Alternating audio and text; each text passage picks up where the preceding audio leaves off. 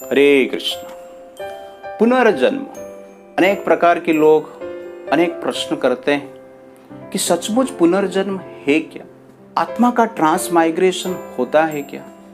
किंतु पुनर्जन्म निश्चित है। शरीर को एक कार के रूप में माना जाता है।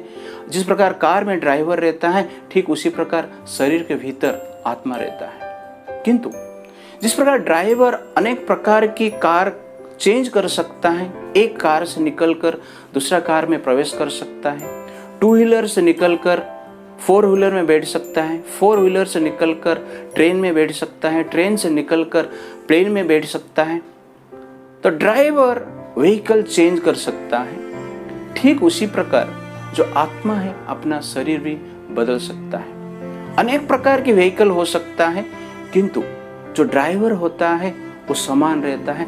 ठीक उसी प्रकार एक आत्मा अनेक प्रकार की शरीर ग्रहण कर सकता है, किंतु जो आत्मा होता है वो समान होता है। इस संसार में 84 लाख स्पीसीज है, 84 लाख प्रकार की योनि है। उस योनि में आत्मा नित्य निरंतर भ्रमण करता है आत्मा के कर्म के अनुसार। जिस प्रकार कोई धनवान व्यक्ति है तो वो मर्सिडीज बेंज खरीद सकता है, गरीब व्यक्ति है तो साइकिल में जा सकता है या टू व्हीलर में जा सकता है। कोई अति धनवान है तो अपने लिए एक स्पेशल हेलीकॉप्टर भी खरीद सकता है या एयरप्लेन भी प्राप्त कर सकता है। ठीक उसी प्रकार आत्मा अपना कर्म के अनुसार अनेक प्रकार की योनि में भ्रमण करता है। कभी मछली का योनि में, कभी पक्षी के योनि में, कभी पेड़ के योनि में, कभी मनुष्य की योनि में, कभी देवताओं के योनि में।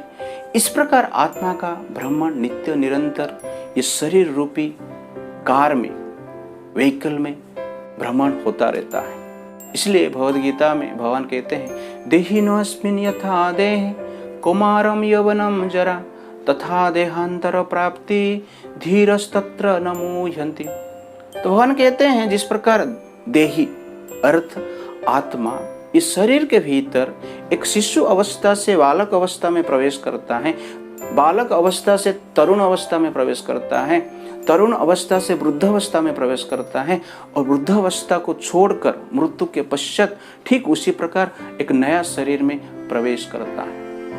इस शरीर के भीतर ही हमारा ट्रांसमाइग्रेशन हो चुका है, पुनर्जन्म हो चुका है। इस लाइफ में ही हमारा पुनर्जन्म हो चुका है, किंतु हम उसका अनुभव नहीं कर सकते। जब हम शिशु अवस्था में थे एक छोटा सा शरीर था, 1 फीट का शरीर था, किंतु वर्तमान बालक अवस्था में, तरुण अवस्था में हमारा जो हाइट है 5 फुट 6 फुट हो जाता है।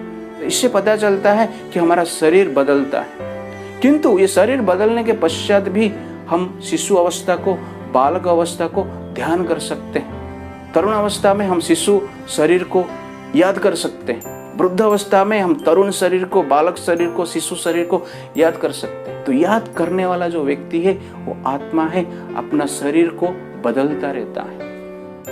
किंतु यही शरीर में ही हम ट्रांसमाइग्रेट होते हैं, हमारा पुनर्जन्म होता है, किंतु हम उसको समझ नहीं पाते हैं, क्योंकि ये जो पुनर्जन्म का प्रोसेस है अति सूक्ष्म है। इस शरीर में हो रहा है, हम समझ नहीं पा रहे हैं, तो नेक्स्ट शरीर में क्या होता है उसको समझना कठिन है। इसलिए भगवान इस प्रकार के उदाहरण से समझाने के प्रयास करते हैं। जिस प्रकार कोई वाटरफॉल हम देखते हैं तो वाटरफॉल का हर मोमेंट का पानी नया होता है, किंतु हम समझ नहीं पाते हैं, हम सोचते हैं सेम वाटर है। नदी में जब पानी प्रभावित होता है हम सोचते हैं कि नदी का जो पानी है समान है, किंतु हर पल नदी का पानी नया है। जिस प्रकार कोई लैंप जलता है, दीप जलता है, और दीप जलते समय उसके जो अग्नि शिखा है वो हर पल बदलता रहता है, किंतु हमें लगता है कि वह अग्नि शिखा समान है, किंतु असली में, वास्तव में वो अग्नि शिखा समान नहीं है, हर पल नया अग्नि शिखा है, उसको हम अनुभव नहीं कर पाते हैं। ठीक उसी प्रकार शरीर नित्य निरंतर बदलता रहता है, किंतु यह परिवर्तन अति सूक्ष्म रूप से हो रहा है, इसलिए हम उसको अनुभव नहीं कर पाते। साइंस के द्वारा यह निर्णय हो चुका है 7 साल के अंतर में शरीर का समस्त सेल परिवर्तित हो जाता है, इसलिए शरीर एक नया स्तर पर पहुंचता है जिसको कि हम तरुण अवस्था, बालक अवस्था, वृद्ध अवस्था के रूप में देखते हैं। जब पूर्ण परिवर्तन होता है तब हम उसका अनुभव कर पाते हैं, लेकिन प्रतिदिन जो परिवर्तन होता है अति सूक्ष्म है और सूक्ष्मता के कारण उसका अनुभव हम नहीं कर पाते हैं। इसलिए गीता में भगवान कहते हैं वंशांसि जिन्नानि यथा विहाय नवानि गृह्णान्ति नरोपराणि तथा शरीरानि विहाय जिन्नानि अन्यानि संयन्ति नवानि देहि। जिस प्रकार के व्यक्ति वस्त्र को बदलता है, ठीक उसी प्रकार आत्मा शरीर को बदलता है। जिस प्रकार हम पुराना वस्त्र को बदलकर नया वस्त्र धारण करते हैं, ठीक उसी प्रकार आत्मा पुराना शरीर को बदलकर नया शरीर धारण करता है।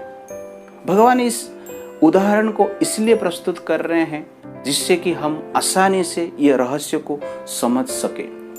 वस्त्र बदलना हमारे लिए एक साधारण कार्य है और वस्त्र बदलते समय हमें पेन नहीं होता है, हमें खुशी होती है। ठीक उसी प्रकार जो विद्वान व्यक्ति है, आत्मा को समझते हैं, जानते हैं, वो व्यक्ति जब शरीर परिवर्तन करते हैं, शरीर छोड़ते हैं, तब वह व्यक्ति विचलित नहीं होते हैं, उनको पेन नहीं होता है, वो खुशी से इस शरीर को त्याग करते हैं। तो इस प्रकार इस सुंदर उदाहरण से हम यह समझ सकते हैं कि आत्मा का पुनर्जन्म और ट्रांसमाइग्रेशन किस प्रकार होता है।